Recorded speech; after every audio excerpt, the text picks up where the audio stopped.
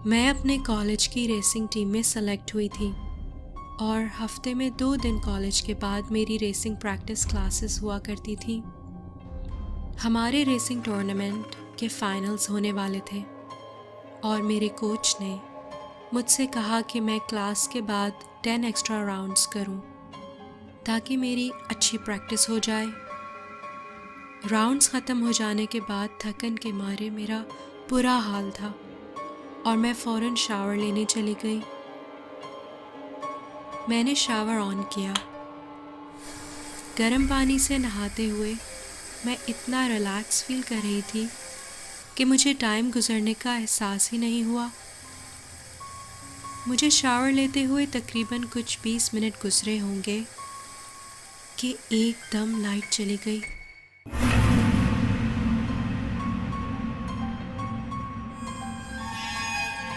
Shower room में हर तरफ अंधेरा छा गया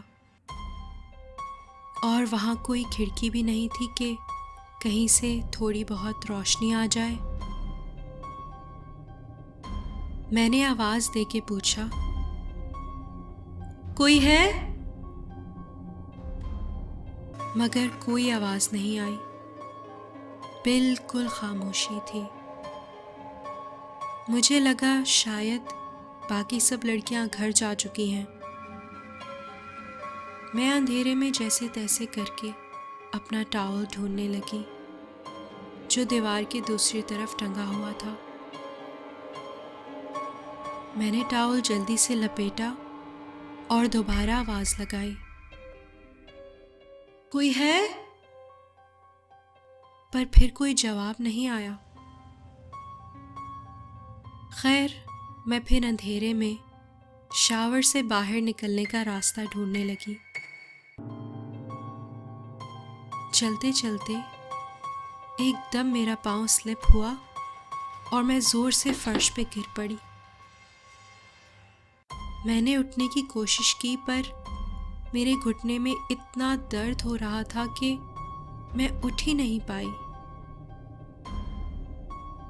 अचानक मुझे अपने कंधे पे किसी का हाथ महसूस हुआ। कौन है? कोच, क्या आप हैं? कोई जवाब नहीं आया। फिर मुझे किसी छोटी सी बच्ची के हंसने की आवाज सुनाई दी।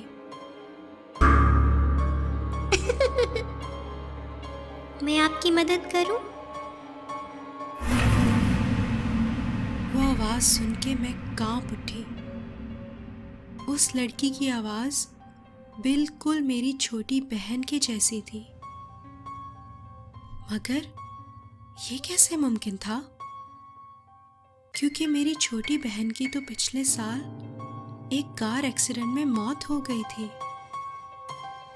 उस लड़की की हंसी भी हूबहू मेरी छोटी बहन की तरह थी, खिलखिलाती हुई हंसी। उस वक्त मुझे कुछ समझ में नहीं आ रहा था कि मेरे साथ ये क्या हो रहा है। उस मिस्टीरियस लड़की ने मेरी तरफ अपना हाथ बढ़ाया और उठने में मेरी मदद की। उसका सहारा लेके मैं आहिस्ता आहिस्ता चलना शुरू हुई। उस लड़की की चाल ढाल और कदो कामत भी बिल्कुल मेरी छोटी बहन ही की तरह थी। मैंने एक बार फिर उससे पूछा कि तुम कौन हो? पर उसने फिर कोई जवाब नहीं दिया। हम साथ 1-2 मिनट ही चले होंगे कि वो मुझे आहिस्ता से वहां छोड़ के चली गई। Goodbye. नहीं, रुको! पर वहां बिल्कुल खामोशी छा गई और उसी लम्हे लाइट वापस आ गई। मैं खाली लॉकर रूम के बीच में अकेली खड़ी थी। मैं लंगड़ाते हुए मेन डोर की तरफ बढ़ी। तभी वहाँ मेरी कोच भी किसी काम से पहुंची और मुझे इस हालत में देख के हैरान होकर पूछने लगी कि ये तुम्हारे घुटने को क्या हुआ। मैंने उनसे बस इतना ही कहा कि मुझे शावर में चोट लग गई थी। अब मैं उन्हें क्या बताती कि आज मैं अपनी छोटी बहन से मिली, और यही सोच के मेरी आंखों से बेसाख्ता आंसू छलक पड़े।